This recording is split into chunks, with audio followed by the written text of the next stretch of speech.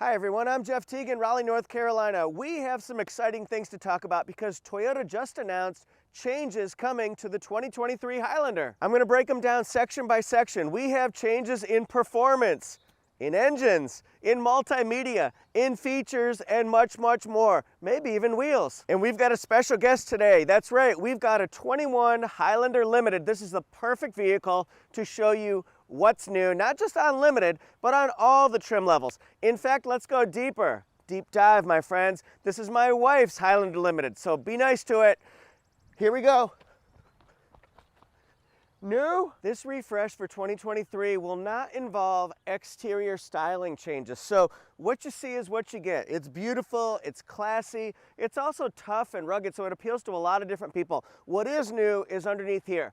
My wife's Highlander has the V6 engine. This is a 3.5 liter V6 engine, 295 horsepower, 263 pound-feet of torque. What's new? This is now replaced for 2023 with a 2.4 liter turbocharged engine. Holla! This is going to give you 265 horsepower, 309 pound-feet of torque. That's a 17% increase in torque output versus this bad boy or bad girl right here and any other V6 engine that the Highlander produces. So that's a big deal, and that's really going to increase your performance, especially at the low end when you're pulling or maybe towing. This still has a 5,000 pound tow capacity, works with a trailer sway control, which works in conjunction with your vehicle stability control to reduce unwanted trailer movement. We don't want no extra movement, right? Straight line, my friends, straight line. Two things to note. Changing from the V6 to the turbocharged does not affect the fuel efficiency. It still combines for 24 mpg, but it's also a 50% reduction in nitrogen oxides and non-methane organic gas, NMOG if you will, or NOx if you will. And it also is an improvement in CO2 emissions. So it's going to help the environment, helping reduce that footprint over time. That's a big goal for Toyota. So gasoline going to be the same. Better torque output, better environmental friendliness. Now this turbocharged engine, that's going to carry over to Highlander Hybrid for 23, right? No, it's not. That's going to remain consistent. It's a carryover from 2022, so you'll still have the combination of electric motor power with 2.5 liter four-cylinder engine. That's going to produce 243 net hybrid system horsepower. 243, baby.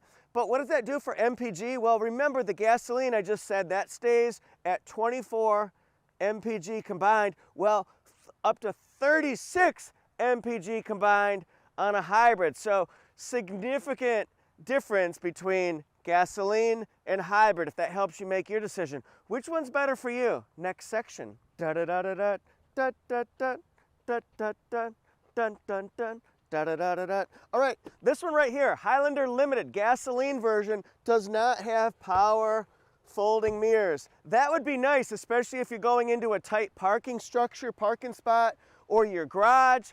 That would be helpful on the Limited and the Platinum. Well, for 2023, you're gonna get standard power folding mirrors. That's gonna be standard on Limited and Platinum gasoline, Limited and Platinum Hybrid.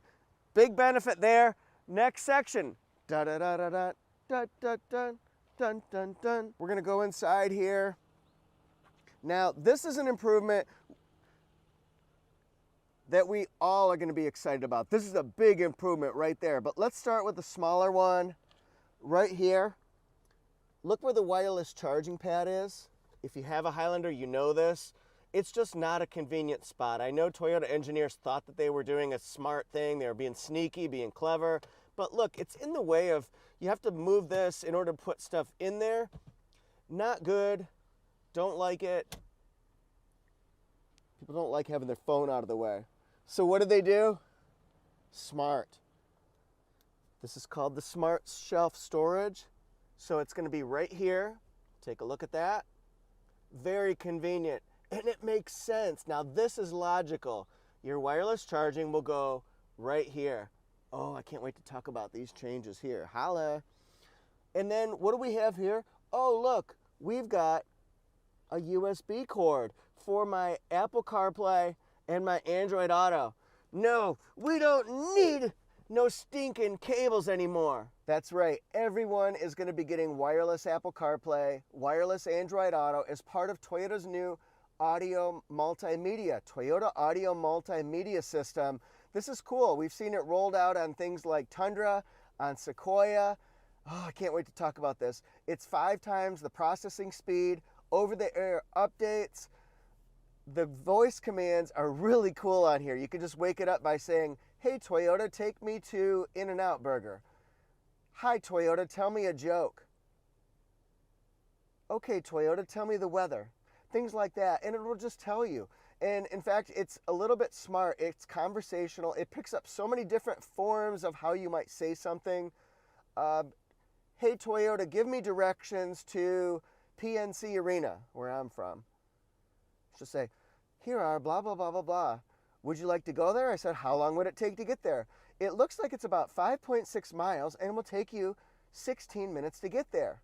And you say, "Call them, calling PNC Arena." So it's very intuitive, it's very smart. I'm very excited about this. Now let's look at the system here. You can get a choice of 8-inch screen, 12.3-inch multimedia screen. It's optically bonded. It reduces glare, but it also goes all the way to the edges on both screens. So we'll be getting the full capabilities, the full screen size capacity of what you're going to be seeing, what you're going to be able to do. Whoop, whoop, whoop. So this one's going to be standard on the Limited and the Platinum. It's going to be optional on the XLE and the XSE. This right here is a 7-inch multimedia touchscreen. This is going to be replaced on Limited and Platinum with a 12.3-inch screen all the way across, reducing glare all the way up to the edges, similar to what we see on Tundra and Sequoia on the higher levels. So that's going to be really cool. I think people are going to be very excited about seeing what's new, what's available with this new system. Very cool stuff. What about the displays? We are going to be able to see different aesthetics, different vibe, different feel for what we see, the different visual output here. You can choose from 4 different personalized visual modes. You've got casual, smart, tough, and sporty modes. And that should probably cover just about anybody who's going to be driving in here. And if you think you're a tough guy or a tough girl, well, maybe you're feeling casual the next day, so you can change it from day to day. Maybe you're feeling smart because you just answered 3 questions on Jeopardy and you're like, I need to apply for this show. Well, you could do smart mode or sporty. Holla. All right, so let me see if I can figure this out by trim levels. We've got the Limited and Platinum are going to have 2 12.3-inch screens, the center one and then the steering wheel multi-information display. All right, now the XLE and the XSE, they're going to have the 7-inch multi-information display like you see behind the steering wheel on this one here. It's going to have an 8-inch center screen standard, but you can upgrade to 12.3-inch touch screens. I like that. Now the L and the LE model, these are going to have the 7-inch multi-information display, no more 4.2-inch display, so that's kind of cool. And I believe that they will probably have the 8-inch center screen as well. That's my guess. And then also standard is going to be the 12.3-inch touchscreen on the Highlander Bronze Edition. Another change is more trim levels than ever before now have a new feature. What? It's the most dramatic episode yet. Well, the hands-free power liftgate. So on Limited, Platinum, XLE, and XSE, we now have the ability to just kind of kick. We can do our kick line. That way, if your hands are full, you can open it and close it with just a little swipe of the foot, like you're up next in 3rd grade kickball at recess, right? Just kind of like that. Ho!